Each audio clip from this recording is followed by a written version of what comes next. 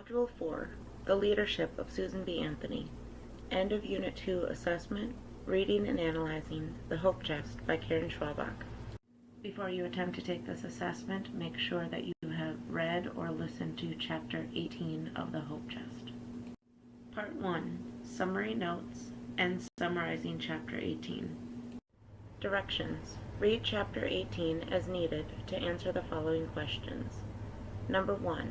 Summarize Chapter 18 from the Hope Chest using the summary notes and the Somebody In, Wanted, But, So Then graphic organizer. Let's review how to fill out the Somebody In, Wanted, But, So Then summary notes. The somebody is the character or the narrator in a text. In is the place where the text is set. Wanted is what the character or the narrator is hoping for. But is the problem or the obstacle that might get in the way of what the narrator or the character wants. So is the outcome or resolution. And then is what happens to move the story forward. Most of this chapter focuses on one character, so that would be the somebody you would put in this space. Of course, the story is still taking place in Nashville, but in this chapter, it actually takes place in a more specific location in Nashville, and that's the Capitol building.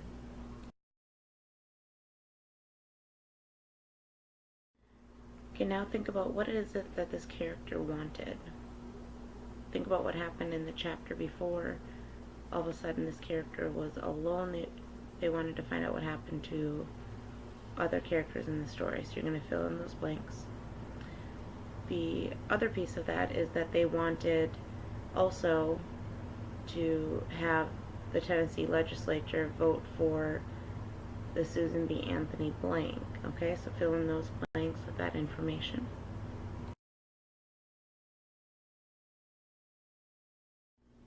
But it didn't seem like the Suffs were going to win because of blank. You're going to fill in the blank with information from Chapter 18.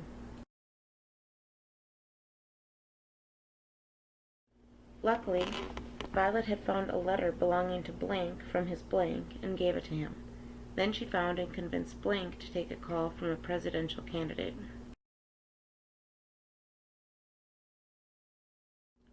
Then, blank and blank changed sides at the last minute, and the blanks won. Finally, women had won blank. Violet is reunited with blank, who tells her what happened to blank. Pause the video in order to fill out your summary notes. When writing your summary, please make sure to use your summary notes to help you. I'm giving you the outline here. You can fill in the blanks. You can change it up if you want. Just make sure it has all of the information from your summary notes. In Chapter 18, Violet goes to the blank in blank. She just found out that the legislators are going to vote on the blank. When she gets there, it is blank. She finds a letter belonging to blank from his blank. She gives him the blank. Then she convinces blank to come take a phone call. Most people think the blank are going to lose, but then blank and blank change sides, and women finally have the right to blank. At the end of the chapter, Violet finds blank and finds out blank. Fill in the blanks. Good luck. Part 1, Multiple Choice and Short Response Questions. End of Unit 2 Assessment, Part 1, Reading and Answering Questions about Characters and Theme. Directions. Reread pages 230 and 231 to answer questions 2 through 5. Page 230. The envelope was open. Violet looked around her.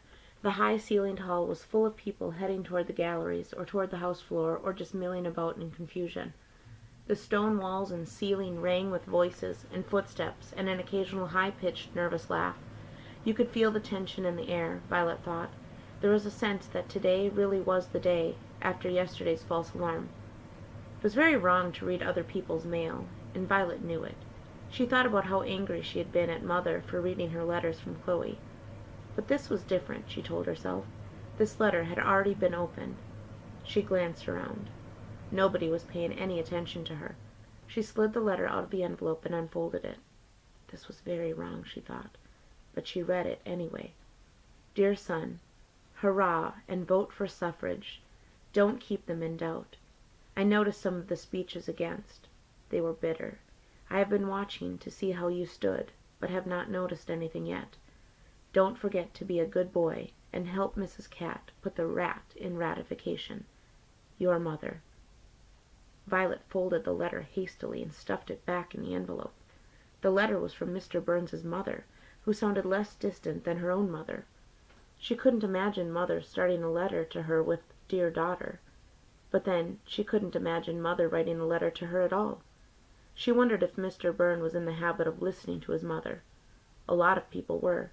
She'd better get this letter back to him. He might not even have read it yet. So many letters and telegrams had been stolen over the last few days.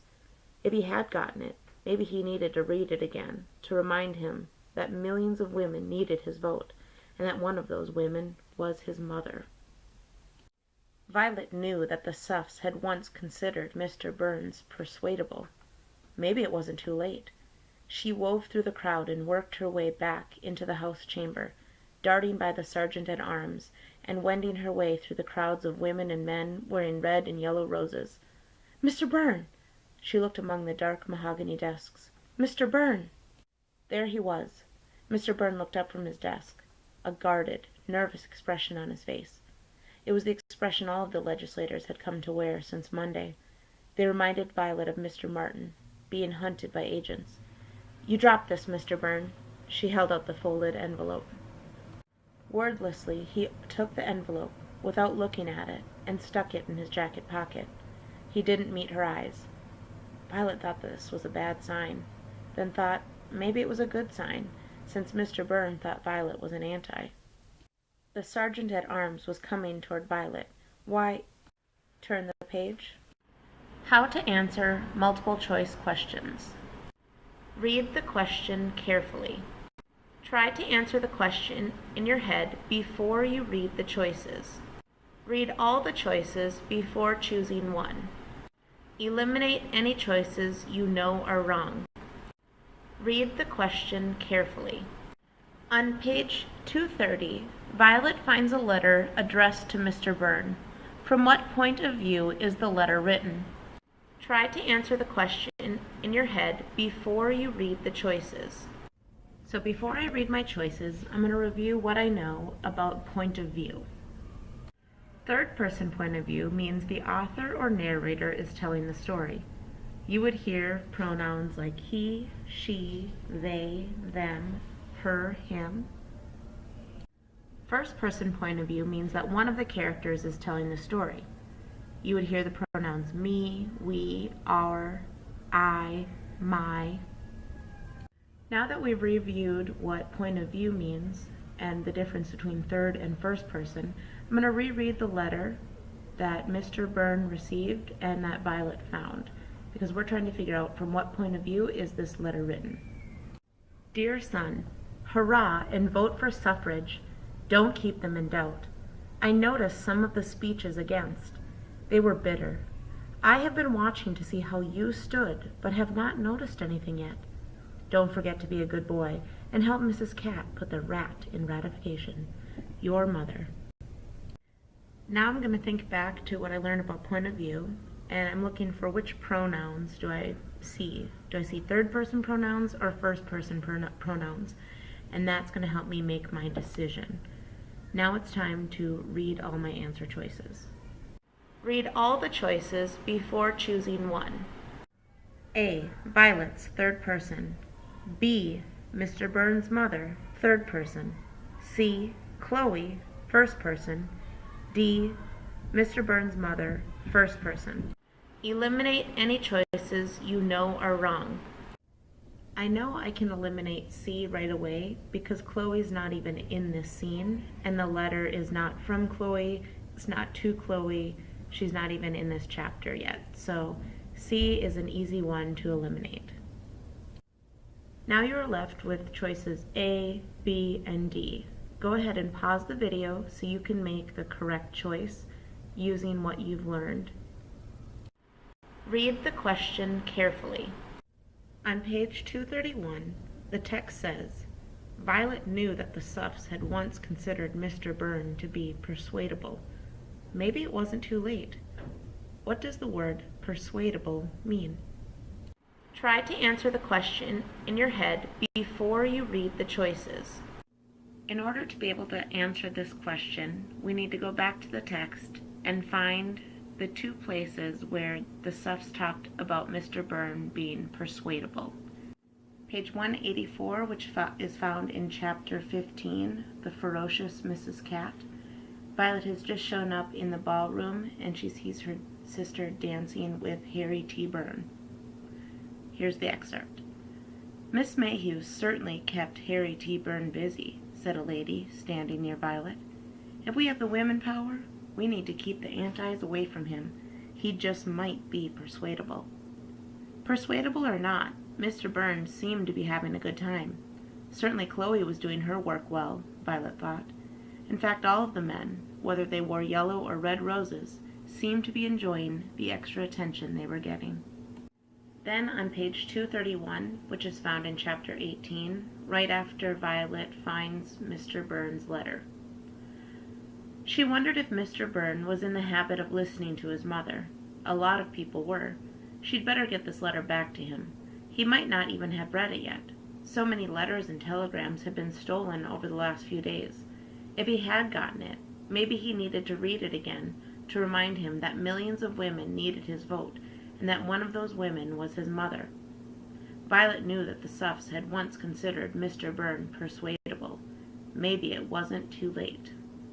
Read all the choices before choosing one. A.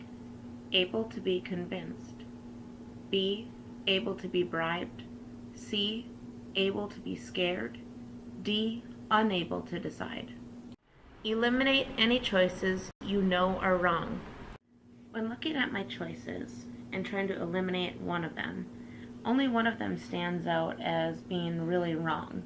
Scared seems a little bit different, so I think we can eliminate C right away, and then we are left with our choices of A, B, or D. So go ahead and make your decision. You can pause the video now if you need more time to answer this question. Read the question carefully.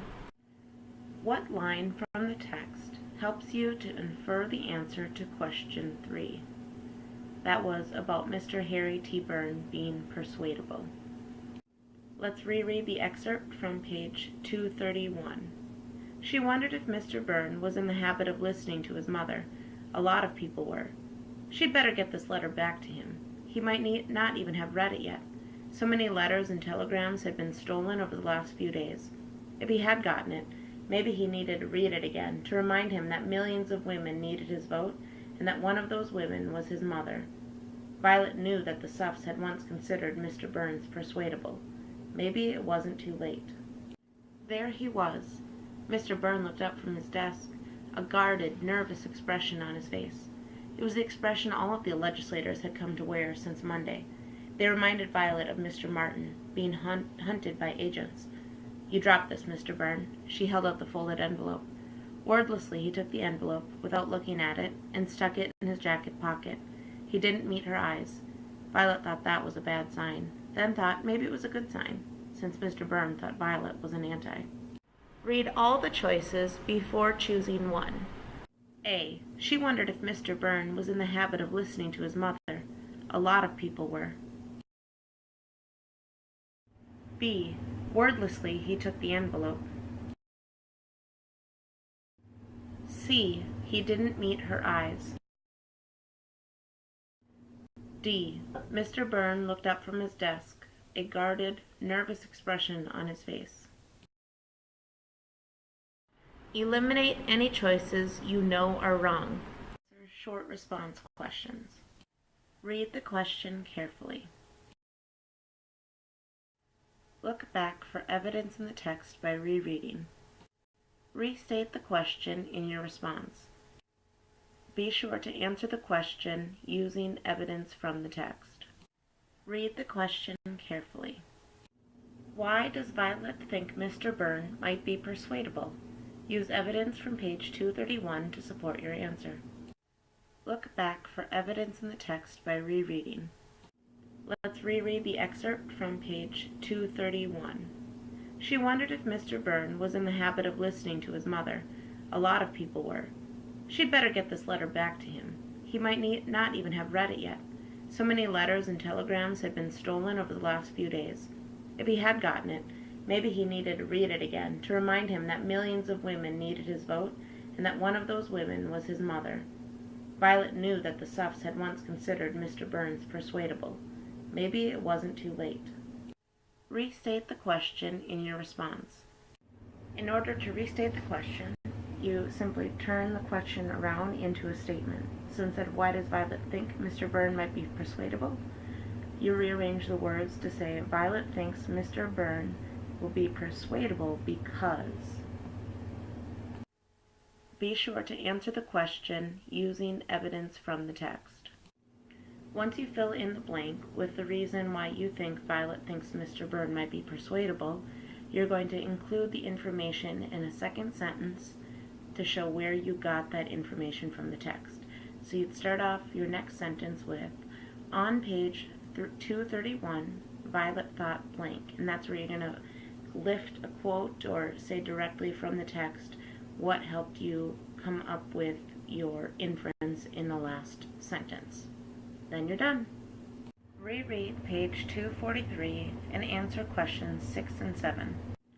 How is Violet's action of giving Mr. Byrne the letter an example of the central theme making a difference? How do you know? Use evidence from the text to support your answer. Look back for evidence in the text by rereading. Page 243. 48 to 48, Miss Dexter said again. We have 48 and they... Shh! The man in front of them hissed. Byrne. I. Canal. What? Said Miss Dexter. She dropped Violet's arm in surprise. A murmur was sweeping through the gallery. Byrne? Harry T. Byrne voted for ratification? But Byrne is theirs. Byrne is an anti. He's ours now, the man in front of them barked. Byrne is ours. Byrne's changed his mind. If we can just keep Turner. Violet nodded silently. Her voice wouldn't work. The clerk called off the men's names, and they voted. Aye, nay. There were no more surprises. But would Turner vote aye? God, let us keep Turner, Miss Dexter breathed. Turner, the clerk called. Silence fell for a moment that seemed to last much longer than it did. For some reason, Violet could hear Miss Catt's voice in her head saying, 72 years. Do you hear me? 72 years. Aye. Restate the question in your response.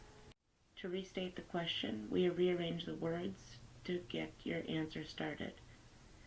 So you'll start with, Violet giving Mr. Byrne the letter is an example of the central theme making a difference because blank. Then you're going to say specifically how you figured out the answer to that question by providing evidence from the text. So you will say, on page 243, blank. So you're going to describe what happened in the story to help you figure out that this was an example of making a difference. Read the question carefully. In what other way did Violet contribute to the central theme, making a difference in this chapter? Hint, look for evidence on pages 234, 235, 240, and 243. Look back for evidence in the text by rereading. Page 234. Get Turner in here now, said the man with the pointed nose. Brooks muttered something about attempts to influence the vote. And of course it's an attempt to influence his vote. Now get him in here at once. We can't leave a presidential candidate hanging on the phone. Brooks said, Yes, Governor Roberts, and turned and walked out of the office. The man with the pointed nose, Governor Roberts, looked up and saw Violet. He looked at the yellow rose on her hat. He's not going to do it. Go get Turner for me, girl. Violet paused on the threshold. She had never spoken to a governor before.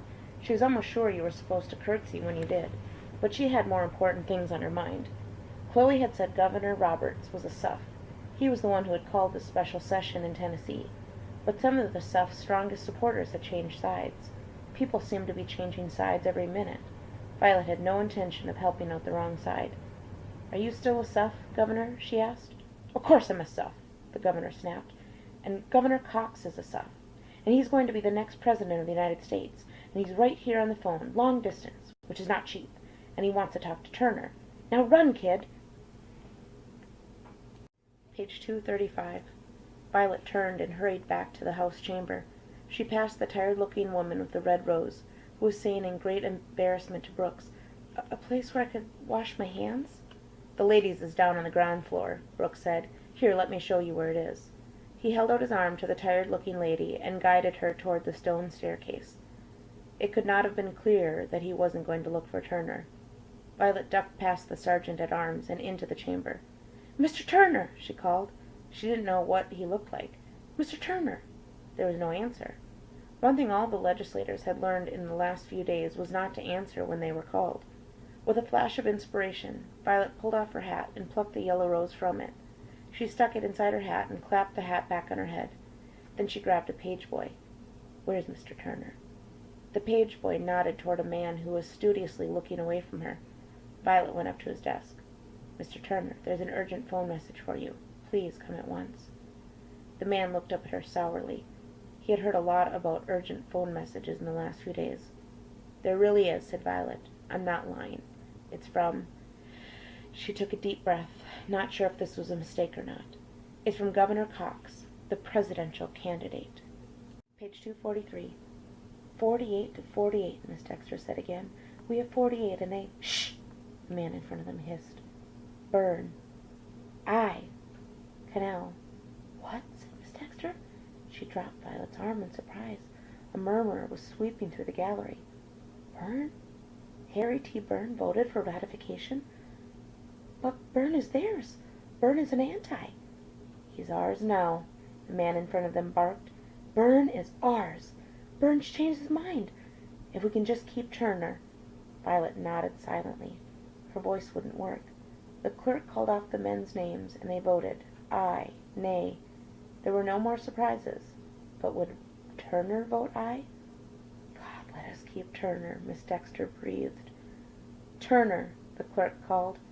Silence fell for a moment that seemed to last much longer than it did. For some reason, Violet could hear Mrs. Catt's voice in her head saying, 72 years. Do you hear me? 72 years. Aye. Yes! Miss Dexter fairly leapt into the air.